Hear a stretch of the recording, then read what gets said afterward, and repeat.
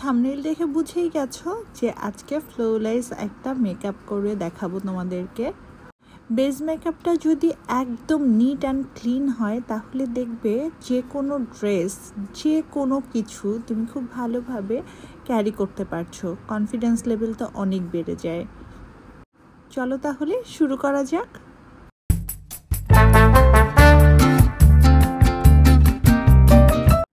প্রথমেই চুলটা বেঁধে নিচ্ছি, কেননা চুল খোলা রেখে মেকআপ করা আমার কাছে খুবই অসহ্য লাগে, আর ইদানিং গরম পড়ে গেছে।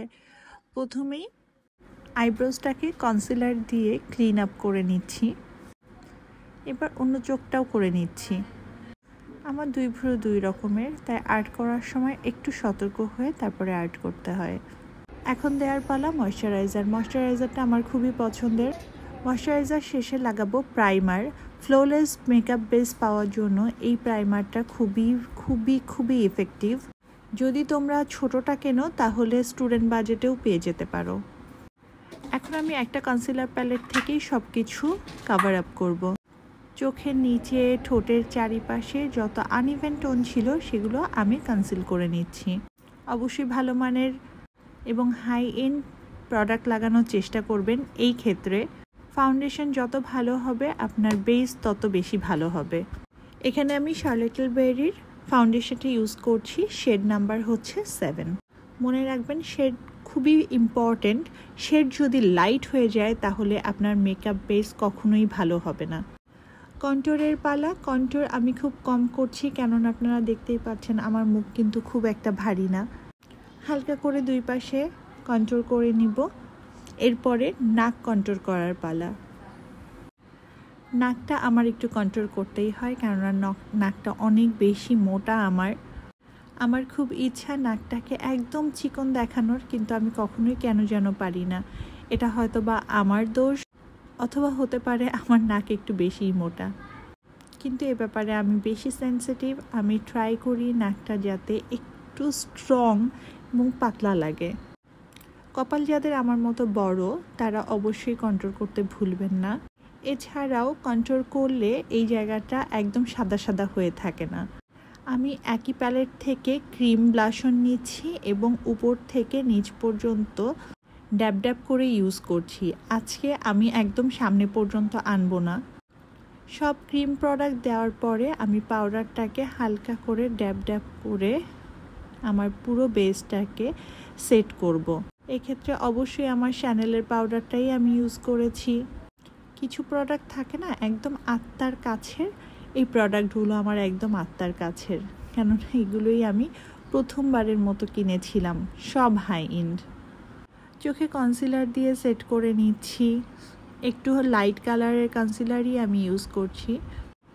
পাউডার দিয়ে সেট করে নেব, তাতে করে যে পাউডার প্রোডাক্টগুলো আছে এগুলো প্লেস করতে খুব সুবিধা হয়।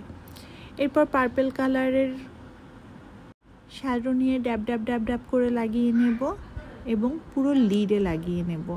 আমি অবশ্য আজকে চাচ্ছিলাম কিছু সানসেট লুক করতে, কিন্তু সানসেট লুক আগে একবার করা হয়েছে পার্পল কালারের, তাই ভাবলাম এভাবে একটা সহজ আই লুক দেখাই তোমাদেরকে।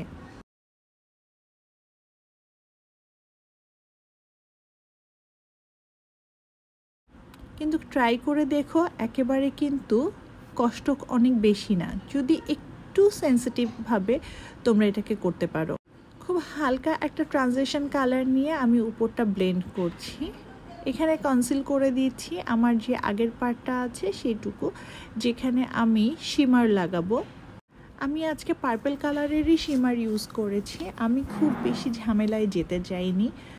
তোমরা বোধহয় খেয়াল করেছো আমি একই প্যালেট থেকে সব কিছু ইউজ করেছি। এই প্যালেটের একটু, ওই প্যালেটের একটু, এই ঝামেলা করতে আমার নিজেরও খুব একটা ভালো লাগে না। আমার স্যাটেল লুকগুলোই ভালো লাগে এবং তাড়াতাড়ি যেটা হয়ে যায় সেটাই ভালো, হয়তো বা আমি একটু বেশি অলস। হাইলাইট দিয়ে দিচ্ছি চোখের কোণায়। এবার কাজল দেওয়ার পালা। এই পার্টটা আমার সব থেকে পছন্দের পার্টগুলোর একটা। তোমরা দেখতেই পারবে, আহা কাজল কালো চোখ। আমি যদি খুব হালকা মেকআপও করি কাজল দিতে আমি ভুলি না। এবার আইশ্যাডো, একটা কালো আইশ্যাডো নিয়ে আমি চোখের দুই পাশে দিয়ে দিচ্ছি। দেওয়া শেষ হয়ে গেলে এটা সেট হয়ে যাচ্ছে। সেট হওয়ার পরে আমি হালকা পার্পল কালার নিয়ে আমার ওয়াটার লাইনের নিচে দিয়ে দিচ্ছি। এই সময় আমি খেয়াল করলাম আমার যে আই মেকআপটা আছে ওটা খুব একটা নিট অ্যান্ড ক্লিন দেখা যাচ্ছে না, তো আমি একবার রিটাচ করলাম যাতে এজেসগুলো আমি মিশাই দিতে পারি। আইল্যাশ না দিলে আমার চোখে একদমই ভালো লাগে না, আমার যেন কেমন খুব খারাপ লাগে, মনে হয় চোখে কিছুই নাই। তো আমি এখানে দিয়েছি, দেখো দুটো লুক একদম আলাদা। আইল্যাশ পরার পরে আমি খেয়াল করলাম যে আমি সেটিং স্প্রে দিতে ভুলে গেছি এবং আমি এই পর্যায়ে সেটিং স্প্রে দিয়ে নিচ্ছি। সেটিং স্প্রে তোমাদের মেকআপ বেসটাকে অনেক ফ্ললেস করতে সাহায্য করবে। আজকে একটু হাইলাইটার ইউজ করছি। হাইলাইটার ইউজ না করলে আমার মনে হয় যে আমার মেকআপ সম্পূর্ণ হলো না। হাইলাইট আমার খুব পছন্দের এবং আমি ভোরে হাইলাইট দিই। স্কিনে একটু সমস্যা আছে, একটু এজিং দেখা যাচ্ছে, যার কারণে আমি এখন হাইলাইট কম দিই, কিন্তু যেখানে এজিং প্রবলেম নাই সেখানে আমি হাইলাইট দেওয়ার চেষ্টা করি। হাইলাইট দেওয়ার পরে কিছুটা এরকম লুক এসেছিল আমার। পুরো যেখানে আমার হাইলাইট দেওয়ার কথা আমি সেখানে দিয়ে নিয়েছি।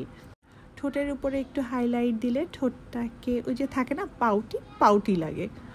অ্যাজ ইউজুয়াল আমি জানি লাল বা ডার্ক কালারের কোনো লিপস্টিকে আমাকে ভালো লাগে না, তাই আমি একটা নুড লিপস্টিক দিয়ে নিয়েছি। উপরে গ্লস দিতে চাইলে তোমরা গ্লস দিতে পারো। আমার আজকে গ্লস দিতে ভালো লাগছিল না, আমি ম্যাট লিপ চাচ্ছিলাম। আর এই হচ্ছে আমার ফাইনাল লুক। তোমাদের এই লুকটা কেমন লাগলো আমাকে কমেন্টস করে জানাতে ভুলবে না, সাবস্ক্রাইব করতে ভুলবে না এবং বেল আইকনটা অবশ্যই চেপে দেবে যাতে নতুন ভিডিও তোমরা দেখতে পারো।